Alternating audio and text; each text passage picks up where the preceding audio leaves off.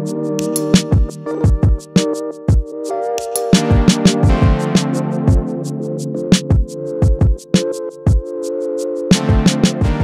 guys, welcome back to the Mojito Jeep Garage. Today I'm going to be installing the Diode Dynamics light bar setup, which includes 2 light bars that mount in the grill, and they've got a special JL bracket that's designed to work in the factory bumper location to lift it up and keep it in front of the grill here. So I'm going to show you how to hook this up. It's all designed specific for the JL, so the wiring harnesses are super easy to install, brackets are super easy. But I'm going to show you how it all works, get it mounted up here, show you how to run the wires. So the first step for installing the brackets for the Diode Dynamics light bar is to remove these couple of tabs. There's a clip there and a clip here, and this is right behind the bumper, between the bumper and the grill. There's 2 there, and then there's going to be 6 along the forward facing part of the bumper, and that's going to remove this cover. I guess lucky for me, Jeep decided to leave one out, so I only have to remove 5 of them. Makes the job easier for me. Okay, so for those of you that have removed your grill before, you'll recognize these type of clips. So they're the same type of clips that are along the top of the grill. And basically, you just got to pop the head of the clip out, and then once the head is out, then you can remove the bottom of the clip. And just like that, the clip is out. So that's one, and then I just got the other one on the driver's side. And just like that, both of those are out, and then I just got to do the 5 that I have along the top of the bumper here.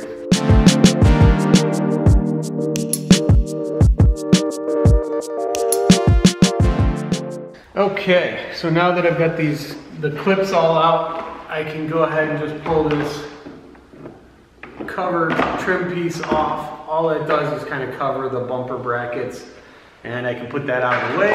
It's going to expose the bumper bolts here that we need right here for the brackets. So that's going to be the next step, is to remove those 2. So using a 5/8 socket and a ratchet, you can just reach down in here. You need to remove that bolt completely. That's what's going to hold the brackets on both sides. So there's one on the driver's side and one on the passenger side. So just a little tip, I was using the ratchet from the top here, and it was getting like a millimeter of a turn every time, and it was getting quite tedious and getting to be annoying. So I was able to actually turn it around facing down.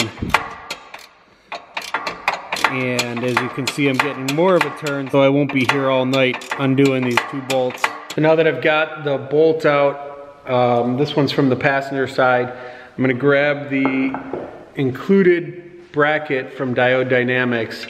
This is the arm that is going to secure and hold the light bar in place. So as you can see, looking at it from the side, let me get a little light shine in here.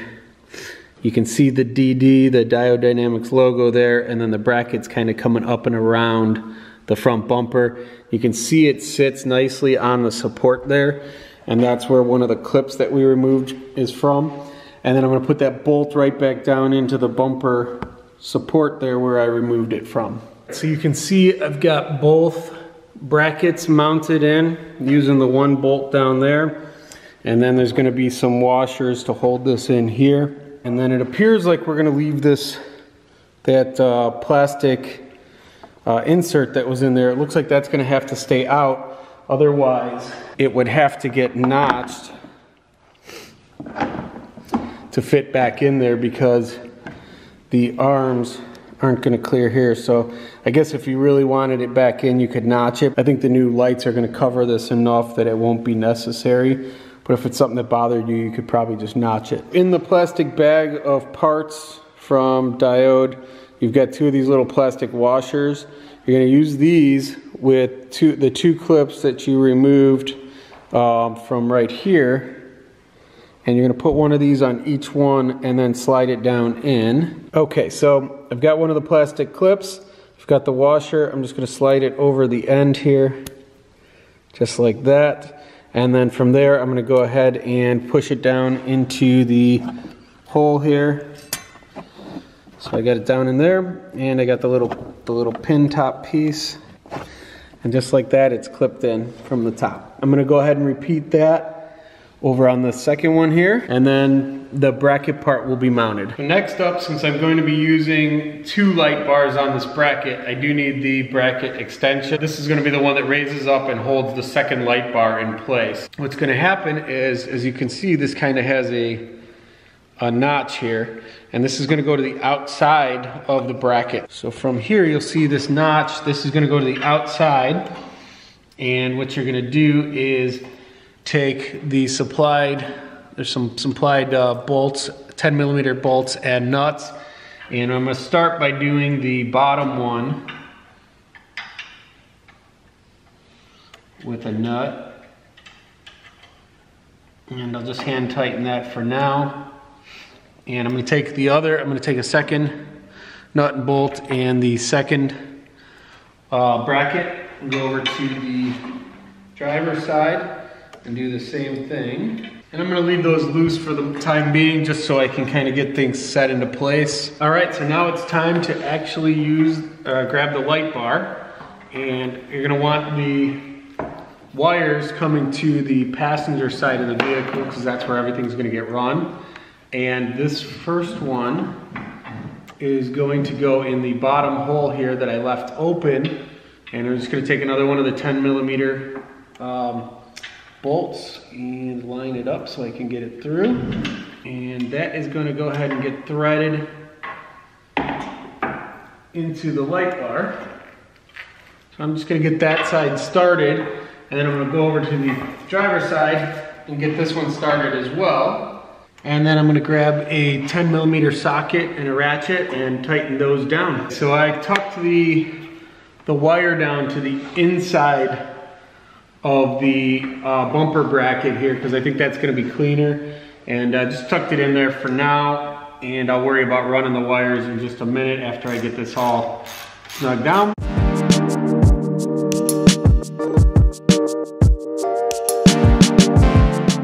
The one thing I will say so far is it would have been nice if these were black bolts on the outside. At least then they would blend in a little more. I might get a little Plasti Dip and Plasti Dip them, or just take them back off and spray paint them so that they blend in with the bracket. They got a really nice looking bracket, but then those kind of stand out. And just like with the first light bar, we're gonna drop the wire harness down through for now, get it out of the way, and it's gonna sit above the first one. In the slotted bracket here, you're gonna have some adjustability as far as if you want these right stacked on top of one another, or if you want a little bit of a gap. For now, I think I'm gonna stack them right on top of one another. Just a 10mm screw again, or bolt right into the, through the slot into the screw hole on the end of the light bar. And then just tighten them down again with the 10mm ratchet.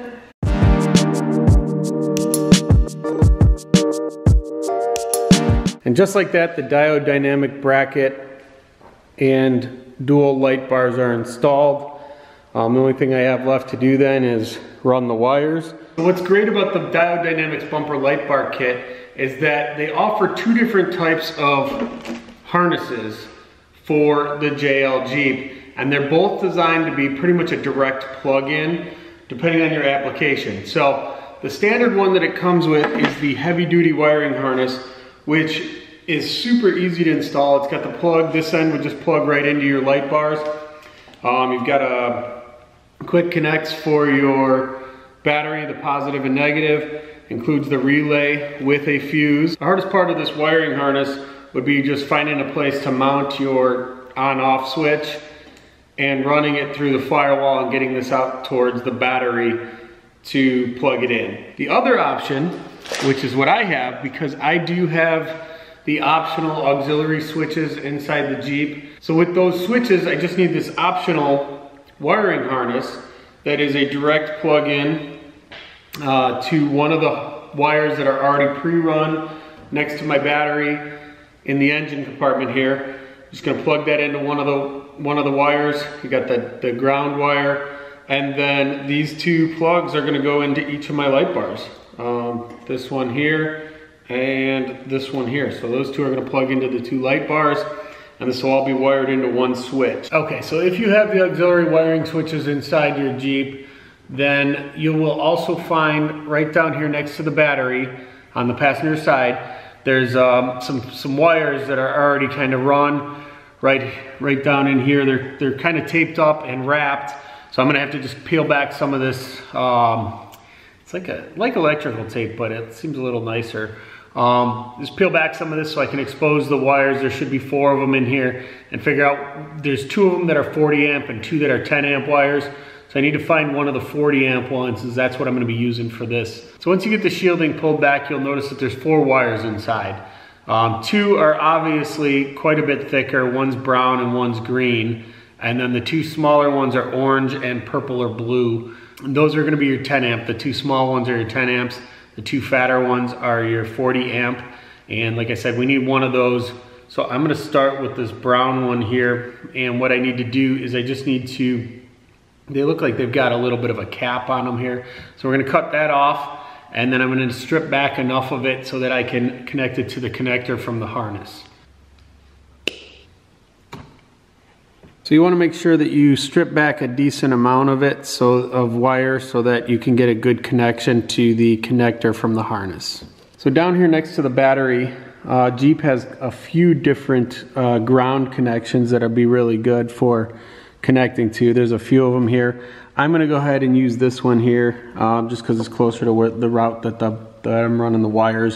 So I'm gonna disconnect this ground wire with a 10mm socket, and then I'll be able to slide the end of the ground cable onto there and tighten it down and get a good ground connection. So next I need to just go ahead and crimp on the connector to the 40 amp wire that was supplied.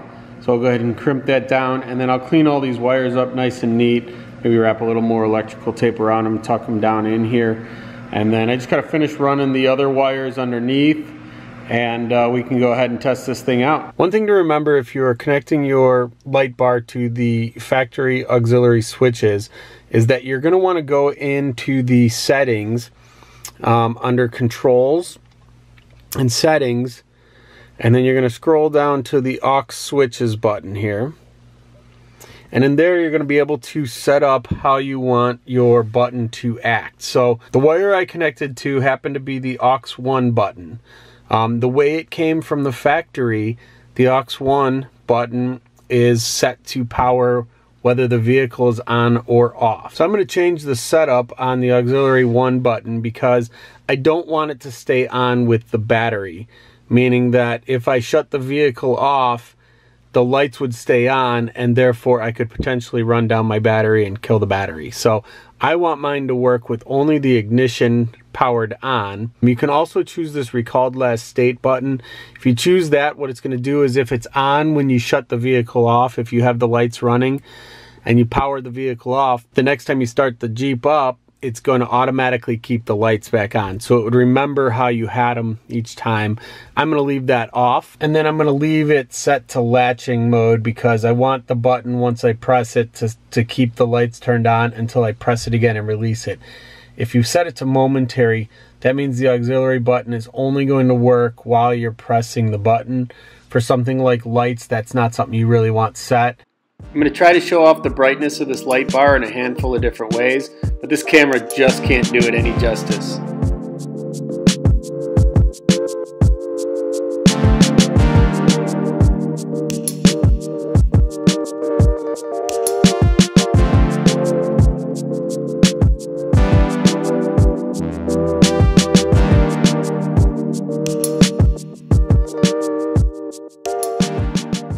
So it's another wintry night. It's snowing, sleeting, something or other, but I just thought I'd pull it out and test out the light bar at night. So you can see this is with the LED headlights on, and then let's go ahead and add the light bar. Wow, that is bright. That's like daylight going down the road. I mean, the LED headlights are amazing, but look at that.